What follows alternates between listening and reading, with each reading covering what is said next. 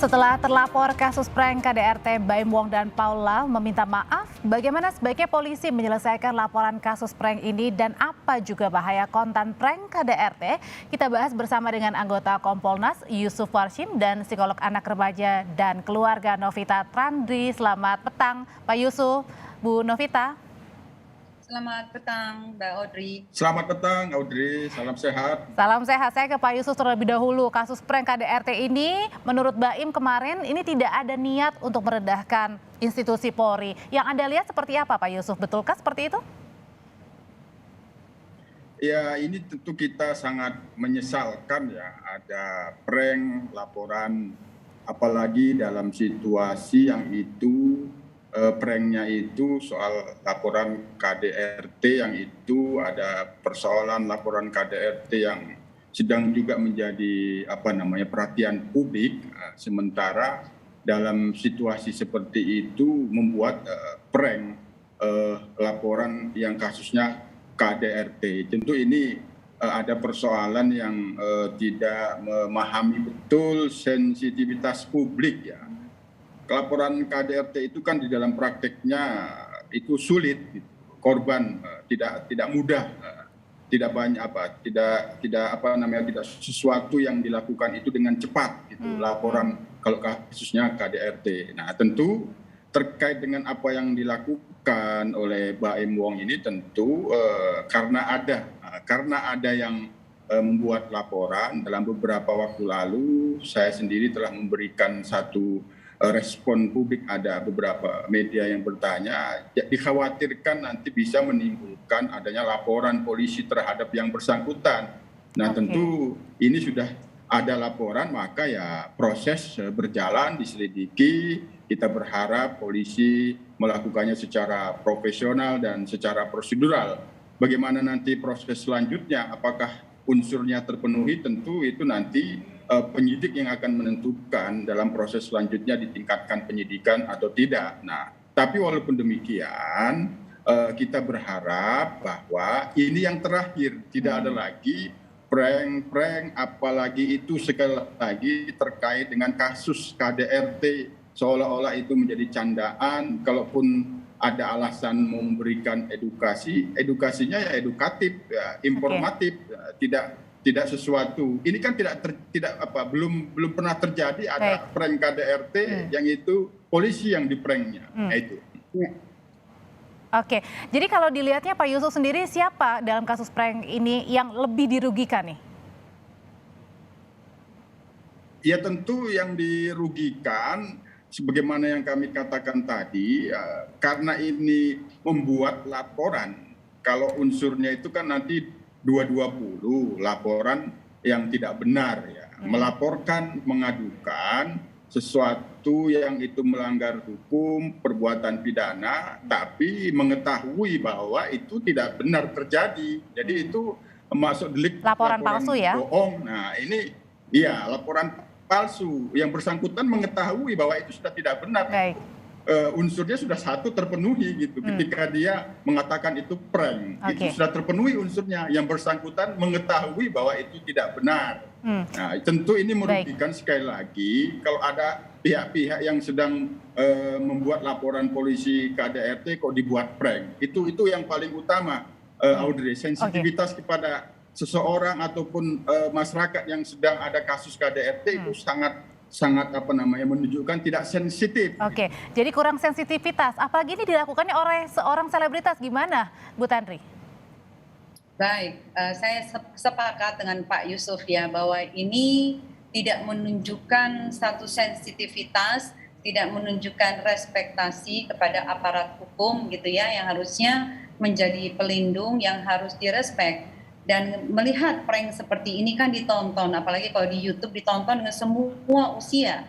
Bagaimana anak-anak yang masih dalam tahapan tumbuh kembang melihat bahwa polisi yang harus sebagai aparat penegak hukum diberikan candaan. Jadi nggak elok lah Mbak Audrey.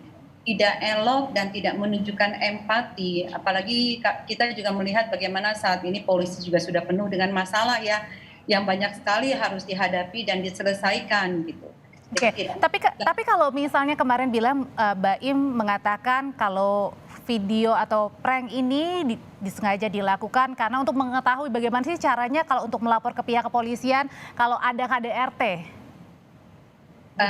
Tapi kalau saya melihat tontonannya bukan lebih kepada edukasi ya, karena edukasi pasti akan memberikan stepnya bagaimana harus dilakukan 1, 2, dan 3. Itu kan dengan lahirnya Undang-Undang Nomor 12 tahun 2022 dengan proses yang begitu panjang bertahun-tahun, teman-teman kita akhirnya bisa lahir undang-undang tersebut di bulan Mei tahun 2022 ini supaya tindak pidana kekerasan seksual UU TPKS ini bisa disahkan biar kita semuanya punya jaminan hak asasi manusia atas tindak kekerasan dan diskriminasi. Dengan adanya tontonan prank seperti ini, kok kayaknya juga salah satu adalah tidak melihat bahwa undang-undang TPKS untuk kekerasan tidak disikapi dengan edukasi yang tepat. Jadi mungkin kalau mau edukasi, mungkin edukasinya yang lebih elok lah Mbak Audrey. Oke, Pak Yusuf, masih bersama saya? Iya, dengar, cuma putus-putus ya. Oke, nggak apa-apa. Tapi kita masih mendengar jelas suara Pak Yusuf. Pak Yusuf, kemarin kan Mbak Imong selain menjelaskan begitu ya, prank KDRT-nya ini untuk biar melihat lah bagaimana caranya sih kalau melapor ada KDRT. Nah, tapi juga kemarin ada permintaan maaf yang dilihatkah kalau misalnya permintaan maaf ini artinya sudah cukupkah? Ya, polisi yang bertugas di dalam menerima laporan polisi itu kan tidak diberikan panduan ataupun pedoman untuk bertanya kepada masyarakat yang melaporkan ataupun membuat pengaduan. Iya. Bagaimanapun petugas yang di depan menerima laporan polisi itu dituntut untuk memberikan pelayanan yang baik. Kok tiba-tiba dibuat prank? Ini harus digarisbawahi. Nah, tapi kemarin sudah meminta maaf pihak terlapornya, Baim Wong dan juga Paula.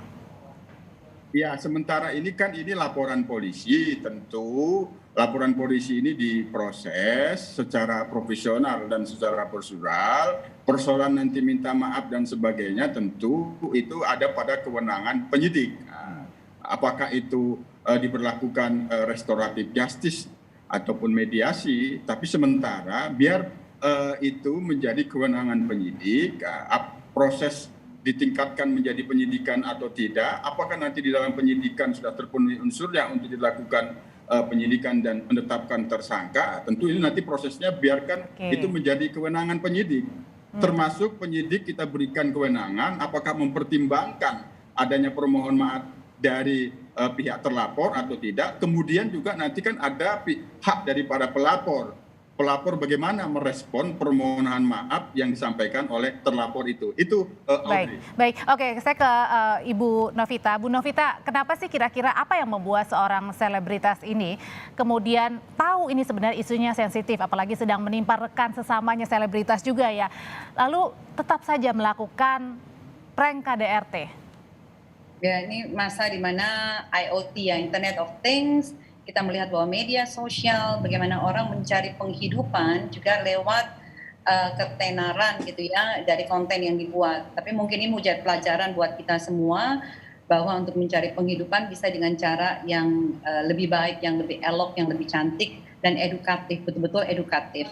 Apalagi seorang influencer berarti memberikan pengaruh yang harusnya pengaruh yang baik gitu. Jadi sama-sama kita belajar dari sini supaya awareness, kewaspadaan di kemudian hari untuk sama-sama setiap kita punya kewajiban untuk bisa memberikan kontribusi yang positif kepada masyarakat. Jadi benar-benar memilah dan memilih yang pantas dan yang tidak pantas menjadi pembelajaran buat kita semua. Oke, Pak Yusuf kalau gitu, silakan Pak Yusuf. Ya, membuat laporan polisi sesuai dengan KUHP itu merupakan satu sisi hak dan juga merupakan satu sisi kewajiban. Apabila dia melihat ada perbuatan peristiwa pidana, itu wajib melaporkan. Membuat laporan polisi itu adalah melakukan perbuatan hukum. Artinya itu melihat ada peristiwa pidana wajib. Nah, ketika itu dibuat prank hanya demi konten, tentu itu di dalamnya terdapat unsur mempermainkan hukum. Oke, jadi artinya dengan tidak memberikan edukasi. Nah, dengan tidak memberikan edukasi, tidak melakukan edukasi hukum. Jadi kalau kemarin meminta maaf, ini artinya bisa selesai dengan permintaan maaf atau sebaiknya harus ada proses pidana supaya tidak terulang kembali nih orang-orang yang melakukan hal seperti ini, Pak Yusuf? Nah, soal surat permohonan maafnya tentu nanti kita serahkan kepada penyidik. Di situ ada pelapor yang membuat laporan polisi. Apakah nanti pelapor juga bisa memahami apa yang dimaksud permohonan maaf itu, begitu juga kepada penyidik. Sekali lagi, permohonan maaf ini biar kita serahkan kepada penyidik, kita tidak ingin mengintervensi, apakah nanti dipertimbangkan di dalam proses selanjutnya sehingga dilakukan upaya restoratif justice ataupun mediasi, sementara biar kita serahkan kepada penyidik prosesnya secara profesional dan secara prosedural, Audrey. Baik, sudah meminta maaf Mbak Ibu Wong, tapi nanti kita akan tunggu bagaimana apakah proses ini akan tetap dilanjutkan ke jalur hukum. Terima kasih psikolog anak, remaja dan keluarga Novita Tantri dan anggota Kompolnas Yusuf Warsin sudah berbagi bersama kami di Kompas Petang. Sehat selalu Bapak dan Ibu.